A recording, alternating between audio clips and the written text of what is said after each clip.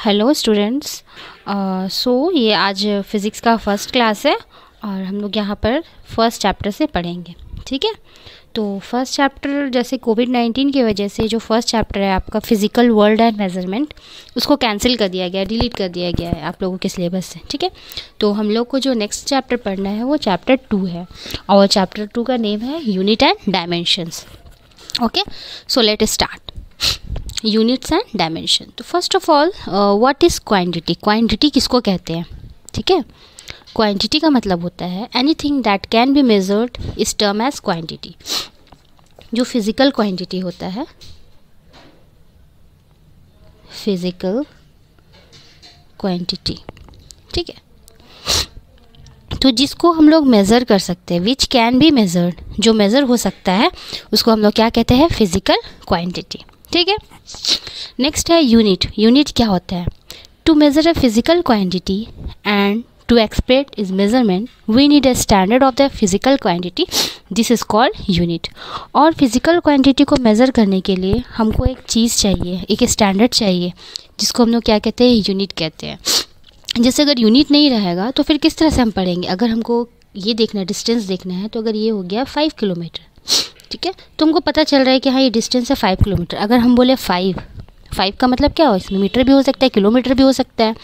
ये स्टैंडर्ड नहीं पता चल रहा है कि 5 क्या है, कितना दूर है। तो अगर बोले 5, तो 5 क्या है? मीटर, सेंटीमीटर, किलोमीटर, ठीक है, कुछ भी हो सकता है। तो इसीलिए एक यूनिट क्या है? एक स्टैंडर्ड टर्म है जो हर तरफ यूज़ होता है, जो मैग्नीट्यूड के साथ लगकर इसका वैल्यू को बताता है। To measure a physical quantity and express is measure we need a standard that physical quantity is called unit, right. Now next is base unit. Base unit किसको बोलते हैं? The unit of all other quantities which can be derive from them are called basic unit, है ना, या फिर base unit. Means वो unit जिसे हम दूसरे यूनिट्स को डिराइव करते हैं, उस यूनिट्स को क्या कहा जाता है? Base unit. मतलब 7 मेन यूनिट होता है जिससे सारे यूनिट्स बनते हैं। ठीक है, जैसे कि फर्स्ट है मीटर। ये स्टैंडर्ड है लेंथ के लिए। लेंथ का जो है वैल्यू क्या हम लोग मीटर में लेते हैं। ठीक है, स्टैंडर्ड यूनिट है मीटर। अब मीटर से क्या बन सकता है? जैसे ये लेंथ के लिए तो मीटर ले लिए, ये बेस यूनिट है। अब इसको यूज़ करके, और टाइम के लिए बेस यूनिट है टी। ठीक है, मीन्स सेकेंड। ठीक है, ये हो गया टाइम के लिए सेकेंड। अब क्या है कि अगर हमको वेलोसिटी चाहिए, ठीक है, तो वेलोसिटी का फॉर्मूला क्या होता है? किस में मेज़र करते हैं हम लोग? मीटर पर सेकेंड। ठीक है, तो मीटर है, मीटर क्या हो गया? लेंथ हो गया, सेकंड क्या हो गया? टाइम हो गया। तो बेस यूनिट को यूज़ करके हम एक नया यूनिट बनाएं। ठीक है, और इस यूनिट को हम लोग क्या बोलेंगे? Derived unit. ठीक है, जो यूनिट बनाए हम बेस यूनिट को यूज़ करके, वो डिराइव्ड यूनिट हो गया। और जो यूनिट को यूज़ कर रहे हैं, जो फंडामेंटल यूनिट है, उसी को क्या कहा जा रहा है? Base unit. ठीक है, तो देखो बेस यूनिट कितने टाइप का होता है। फर्स्ट द मीटर, जो स्टैंडर्ड ऑफ लेंथ है। दूसरा है the kilogram, standard of mass. तो ये स्टैंडर्ड ऑफ मास है, मीन्स जैसे कोई भी वेट है, मीन्स मास को जो हमको मेज़र करना होगा कितना किलो है, क्या है, तो उस तरह से ही किलोग्राम हम यूज़ करते हैं। ठीक है, फिर उसके बाद क्या है? सेकंड, ये क्या है? स्टैंडर्ड ऑफ टाइम है। टाइम के स्टैंडर्ड यूनिट क्या है? सेकंड है। फिर है एम्पियर, जो इलेक्ट्रिक करंट पास होता है उसको हम लोग एम्पियर में मेज़र करते हैं, तो वो ये है। फिर केल्विन, जब टेम्परेचर को मेज़र करते हैं तो केल्विनिक यूनिट लिया गया है। फिर स्टैंडर्ड ऑफ लुमिनस इंटेंसिटी, जो लाइट है, लाइट के रिस्पेक्ट में जब हम कुछ रेडिएशन के रिस्पेक्ट में, लाइट के रेडिएशन में जब मेज़र करते हैं वो तो क्या होता है? कैंडेला। दूसरा है mole, the amount of substance, means कोई भी सब्सटेंस है, इतना अमाउंट ऑफ मॉलिक्यूल्स, इतने अमाउंट ऑफ सब्सटेंस, उसको हम लोग क्या लेते हैं? मोल्स में लेते हैं। तो ये 7 क्या है? बेस यूनिट्स है। और इसी यूनिट से हम लोग सारे यूनिट्स को क्या करते हैं? डिराइव करते हैं। तो उनको डिराइव यूनिट कहा जाता है और इनको क्या कहा जाता है? Base unit.